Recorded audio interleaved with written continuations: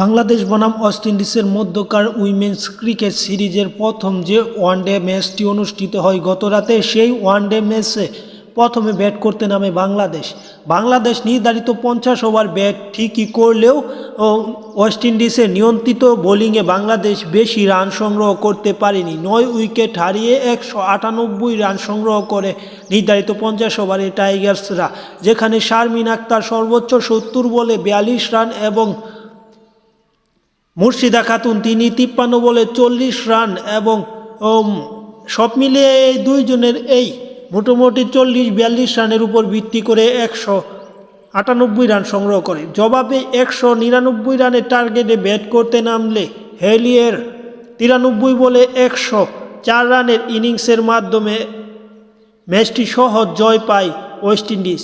তারা 31.4 over bat করে 1 wicket হারিয়ে 202 রান সংগ্রহ করে 9 উইকেটের এক বিশাল ব্যবধানে জয় পায় ওয়েস্ট ইন্ডিজ নারী ক্রিকেট দল এবং এই ম্যাচটা জিতে সিরিজে 1-0 এগিয়ে গেল তারা। এবং এই ম্যাচে প্লেয়ার অফ দ্য ম্যাচ হয়েছে হালিয়ে। তিনি 10 ওভার বল করে 41 রান খরচে 2 উইকেট নেন, পাশাপাশি 93 বলে 104 রানে অপরাজিত একটি ইনিংস খেলেন।